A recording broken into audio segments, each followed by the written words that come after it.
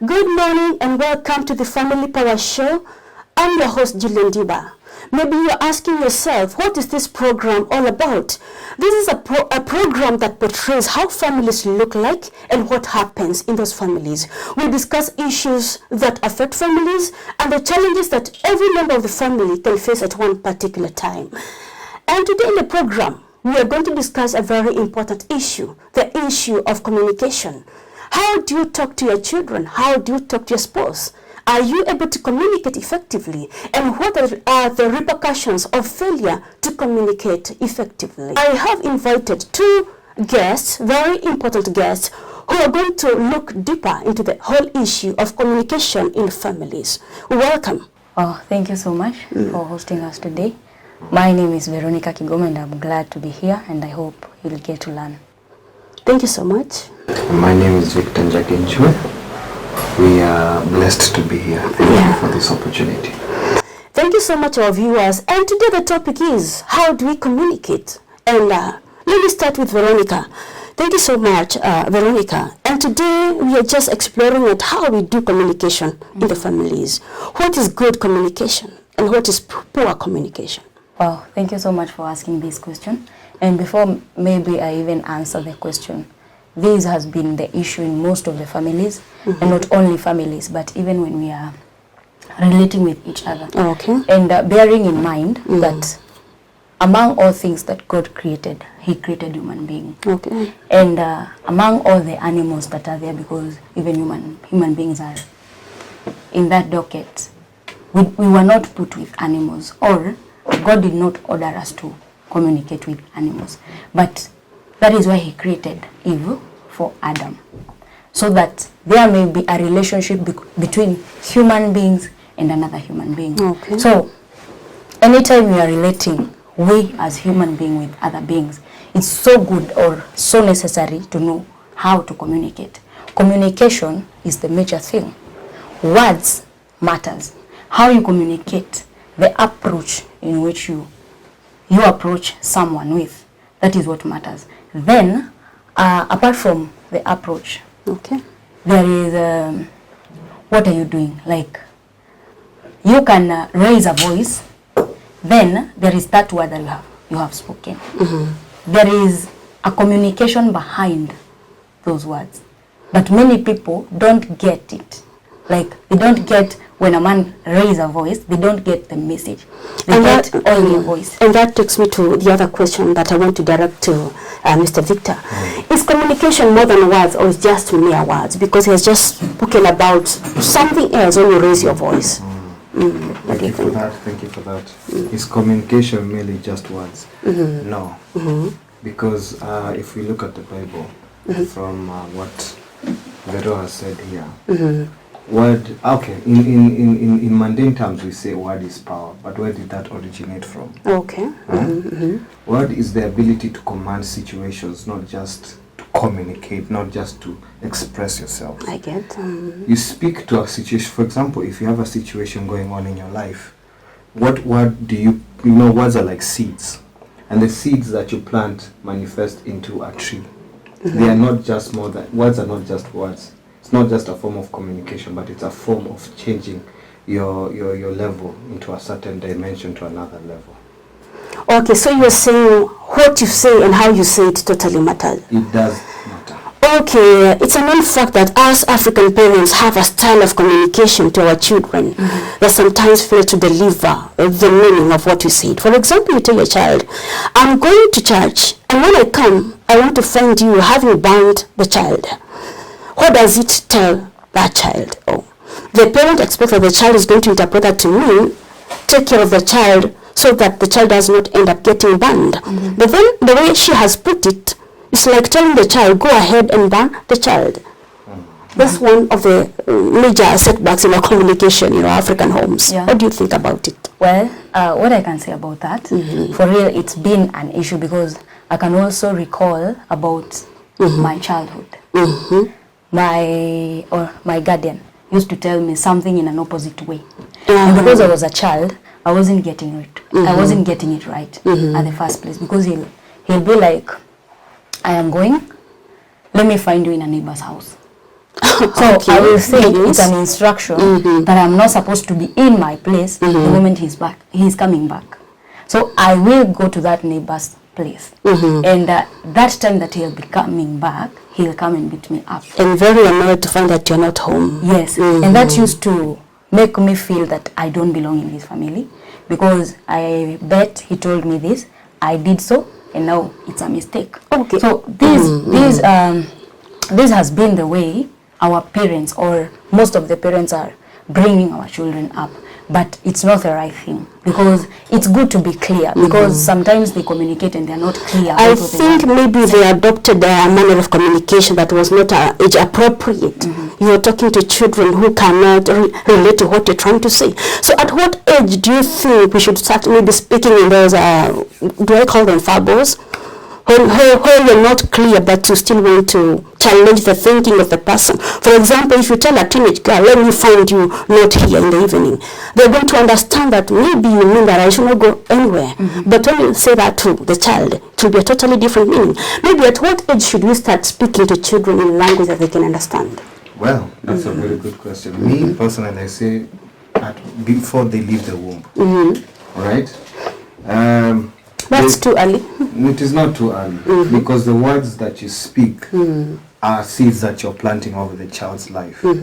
For example, a child who is growing up, if you continuously, especially in African homes, if you continuously tell the child, when mjinga, Yeah. you know, as about our conversation we were having with Vero, that that child may have not been intellectually redundant, like was intelligent, but because of the words that you have planted over that child's life, as they grow, they live up to that. They live up to the words that you have planted over their life. And if you look at away from that, even traditional African times, if we're talking about traditional African parents, they believed in blessings and curses, which basically even apply up to now.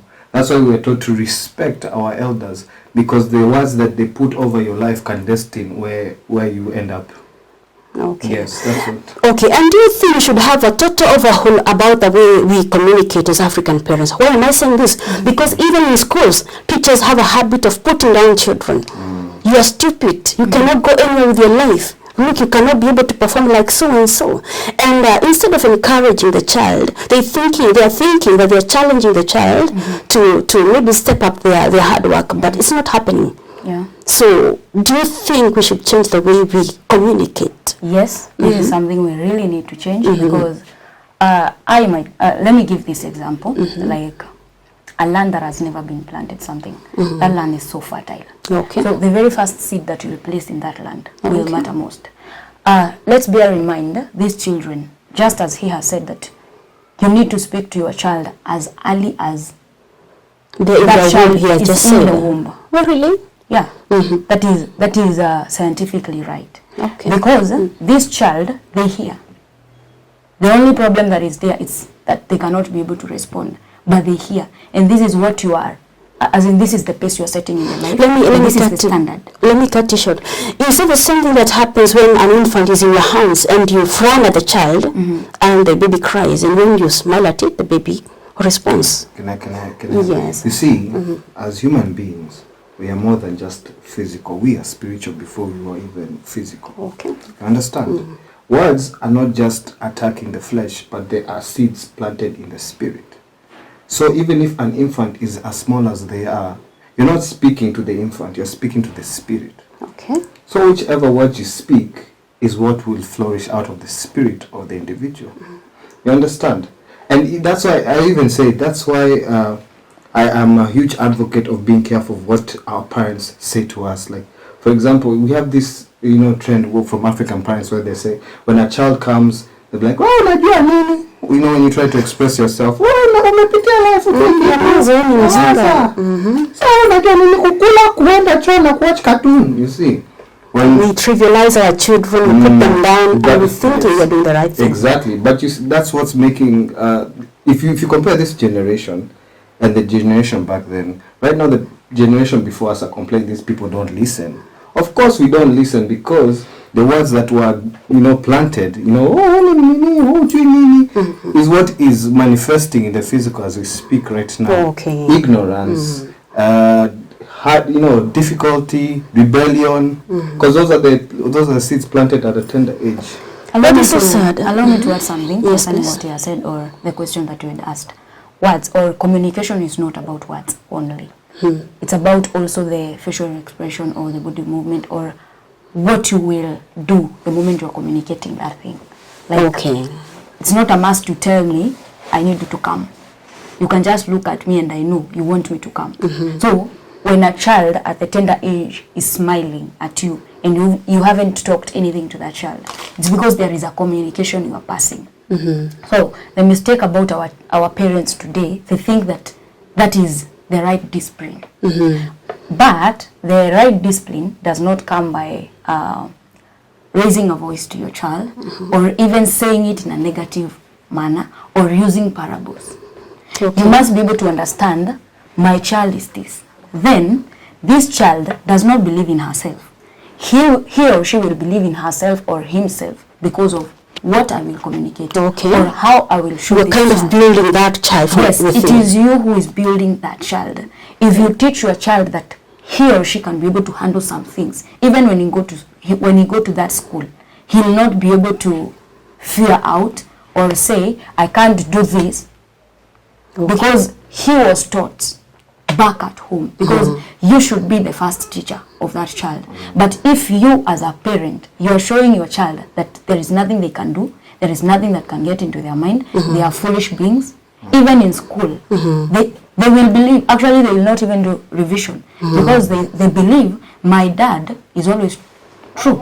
And he told me that I'm a foolish child. Yes, children have a tendency to believe in their parents like small gods. Yeah. Yes. Everything you say to them is true according to them. Actually, that's why even the Bible says, obey your parents in the Lord, for this is commanding with a promise. You understand? Yes. Technically, after God, our parents come. You understand? So that's why the words that I agree with Vero, the words that they speak upon your life can either break you or make you. Okay. Yes. And since we're discussing the whole issue of communication, sometimes you find that couples are also, the husband and the wife in the family, are unable to communicate in a proper way. You find that maybe your spouse has annoyed you over something, and you're unable to express yourself. So you take to waging what we call a cold war. You stonewall them, you isolate them by not talking to them. How does it affect the relationship? And does it really help the relationship to work? One of the things we should know is communication in anger comes out different. Communication when you are sober comes out different.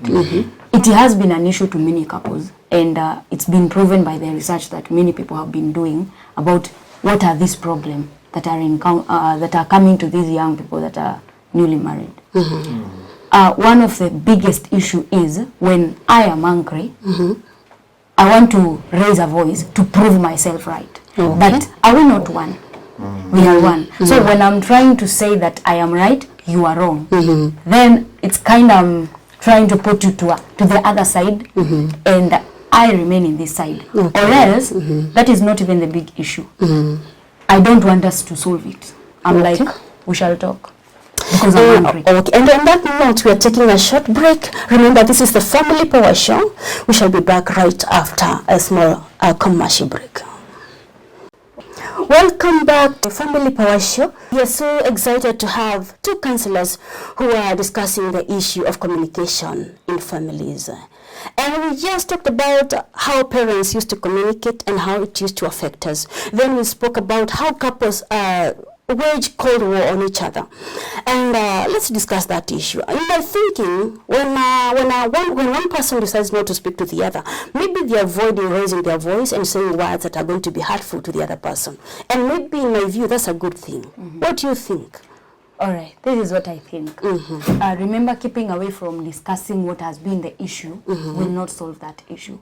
Or thinking that because I'm angry, let me just cool. Okay, it is good to first cool, because once you communicate when you are angry, I believe you'll tend to maybe favor your side or even not solve anything. Okay. You're even adding some more mistakes or trying to solve one. There is something else that you will have, you'll find yourself doing. That is adding on the same mistake. So what are we supposed to do so as to solve I am angry, he is angry. Let us cool. But we should not put this as, it's okay, we are now back. We continue like that for days, for a whole week. Because it's the nature of couples. Today we are not talking to each other. And tomorrow, of course, we will have to communicate because we are in the same house and maybe we have children. Okay. This kid is asking from the mother something and I don't have, or it's not my responsibility to provide that thing. So I'll be needed to talk to my husband. Okay. But the moment we start talking with him, we overlook the issue that was there, and we feel like because life can just continue. Let us not just even. But let me point out something here concerning women. Women are known not to really let go of issues. They discuss the issue at hand with their spouse today, and 2-3 days later, they still bring it up. What do you think about that? Is there a way out of that kind of a behavior, or is it okay to talk about it till you feel you've come to the end of it? Okay. Concerning that situation, women still holding on to that topic. They really hold on to grudges to something that happened. Honestly, that is one debate most men still ask even up to now. If we are to make it now more open on the table. I found the best solution for that. Tafuta 2 chocolates.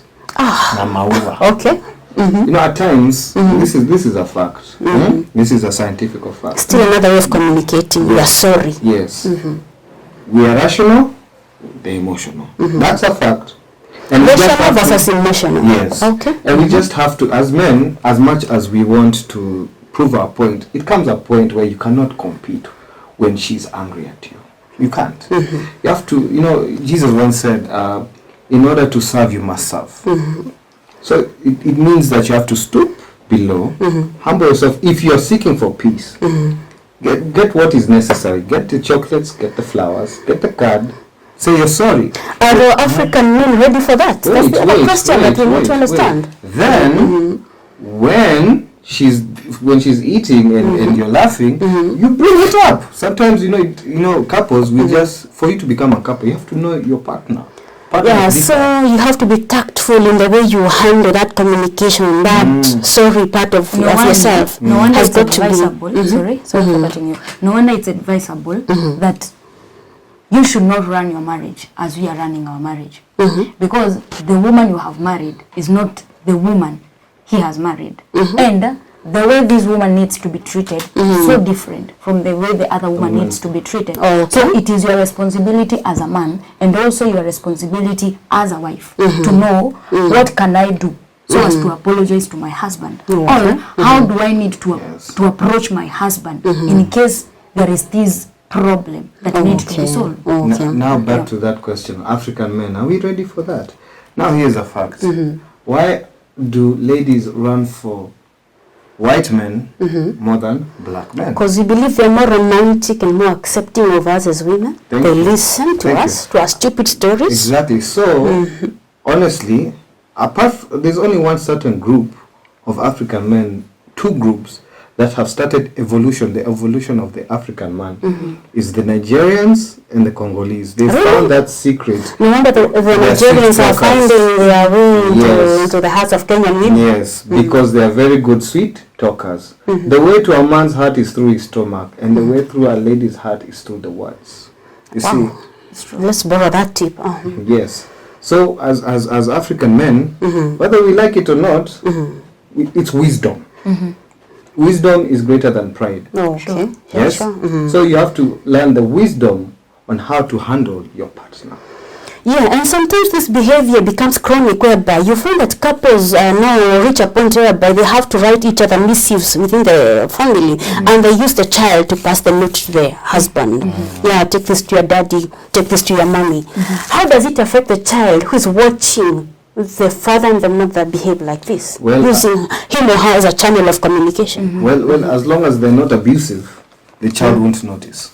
But when the child questions why dad cannot talk to mom but has got to use me to deliver a message to mom, what does it tell the child about, and how does it affect the future of that child in a marriage situation or a family situation? I think even as we are bringing our children up, they will one day learn, realize what it used to be. yeah, realize whatever it was. And whatever your child sees, I am sure there are some things you've copied from your home because you saw your mom does this, your dad does this. And so even in marriage, you have this kind of an expectation. Right? This one is not like my father. He's not doing this. He's not like my mother because she's not doing this.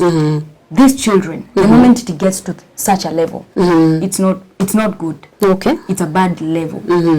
Make sure you as a wife or a husband just solve your issues without involving your children, because this is something that will affect them psychologically one day. It might not be visible at the moment, but sometimes later it will be, because I don't think when we are when we can be able to communicate maybe something good, I can send my child. Okay. Why don't I get to reach you? Okay. That is why if we look at this generation that we live in now, this Gen Z, if you listen to most of them, they'll say they do not believe in commitment and they do not believe in love, because they are a product of a previous generation that failed in communicating with their partners. They grew up with, fathers who are abusive, Yes. mothers who are, maybe alcoholics, and they used to fight a lot, disagreement. So and once they grew up like that, in their teenagehood, they enter into relationships, adulthood, and those relationships usually don't work. It's like, it's a cycle. And eventually it can end up even become a generational thing. You understand? So to deal with it is with you.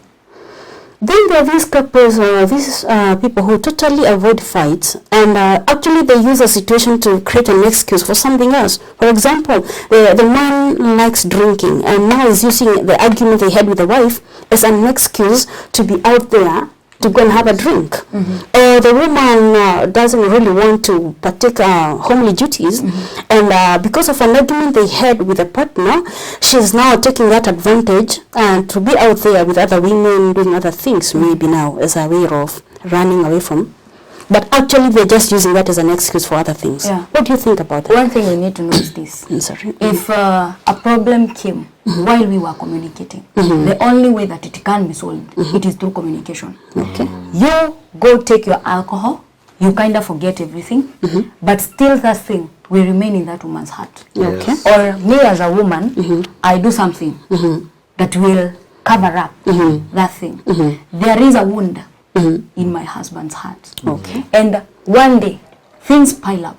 The reason as to why we have very many divorces, especially with this kind of couple that tend to just ignore, cover up things. We are okay. Because yesterday things went wrong. They went as they were not supposed to go. But because today we are in good terms, we can just continue with life as it is. It is good to go back. In as much as we will not go back angry, but speak on or agree on, yesterday there was this mistake. What should we do to avoid this next time? The moment your heart is healed, that thing is over. But the moment that heart remains with a wound, sometimes later, they will pile up, and the woman or the man, they will be so tired to wait. Okay, then that brings us to the other question that's begging for an answer. The issue of depression in marriage. You find that there's a partner who is unable to communicate with the other, and actually what has happened is that they have fallen into depression. So how can I know that my spouse is failing to communicate with me? Not because there's so much really want to show me an attitude, but because what they're carrying in their heart is too heavy and they're unable to bring it out, and that they need help from me. Well, I just want to add on. I think it also links with what Vero said. Okay. Before you get into a relationship with someone, you have to understand them. You understand? So communication, as we said, if the partner has depression, right, and is failing to communicate, it is you as the spouse who is responsible to follow up. Okay. Okay? Because before you got into the relationship, you had that time period to understand. So you each understood other. the person. Yes. Before you said, okay, I think I decide to be with this person. You know when this one is sad, what to do to help them to get better. Okay. It's still communication and body language. Of course, body language will give away the depression symptoms. And if I'm to say, for example, sometimes it can need manipulation. You understand? Some partners can mentally manipulate. Yes, exactly. That's partner. now the problem. Yes, that you can't be able to tell when it is depression or just manipulation. Yes. So how are you supposed to differentiate these matters to realize that the silence is a cry for help rather than an attack on me as a spouse? Okay, let me first explain the very first question you've asked about depression. Before it gets to depression, I'm sure it wasn't depression. There is something, maybe that man was telling the wife, I need you to dress this way, I need you to do this, this is how I would like my food to be cooked, and you overlooked those things. Yes. Okay. That's true. There gets to a moment of Feeling like you're not there for them. because you've not been listening to my question number 1, question number 2, question You number ignore 3. me constantly. There is You have no no time reason for of me me. continuing with question number 4. So let me just keep quiet. Okay. But before it got there, I am sure, even you as a, okay, when we are in the same house, I can know whether I have wronged you or not. Yeah, that's even true. your heart confirms. And you are also a human being. How would you like to be treated? Treat the other person that way. Before it gets to that level, you can control. You have all the time to control these things. Okay. Because you know your man, and you man, you know your wife. Because it didn't just happen. So you can understand how will I deal with this. And you can avoid all these issues in marriages. Yes, you can. In as much as we... Is it possible really to avoid conflicts in marriages? It is. How do you get to this? When you play your role, and when he plays his role. But sometimes, sorry for cutting you short, but I tend to think that partners have this habit of wanting to be taken care of, while they totally forget to measure back the same care. Yeah, exactly. To give back what they have been given to them. So you find you end up with a very demanding husband or wife who expects too much from you, but they are giving very little to you. So how do you balance off these kind of things? Ego. Because reduce the ego. Just as you are saying about reciprocal, that my husband is showing me this, but in return I'm not giving it out. Because that's the accusation most couples find themselves having. Who is the issue? I am the issue of the wife. It's me who has refused to comply as I should, or to respond to the love that I have been given. So if I am the issue, I should look for a way to solve it, because this man is playing his role. I am the person who is not playing my role. So in as much as how many people can come and pray for me, I will have to change. I will have to take a step, to change it. Poor communication is known to give way to domestic violence. When you feel that your partner is never listening to you, and they don't seem to care about you, and they take for granted everything about yourself, it reaches that point whereby you feel like blowing up. So how can we curb the whole issue of domestic violence, and at what juncture should a couple conclude that they need maybe help from a psychologist or a marriage counselor? Well, personally, I had this friend who's married now, of course. This is what he used to do with his significant other. Every week, they used to dedicate a day in a week, mostly Fridays, where both him and his wife would have alone time and discuss what affected them, what they've said, what offended them over the week. Of course, they'll put wine on the table. The husband would bring what the wife likes, and the wife would bring what the husband likes. Every Friday, for every week, they would sit down. Oh, here, I have a present for you. Oh, I have a present for you too.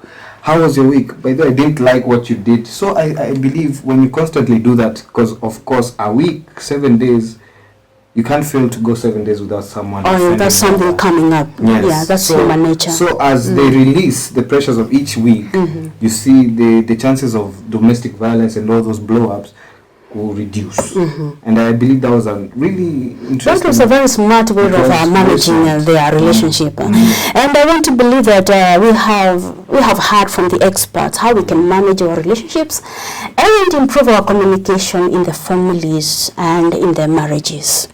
Thank you so much for watching the Family Power Show. My name is Ndiba. I've been your host. And remember, this is Dissect TV, the cradle of goodness.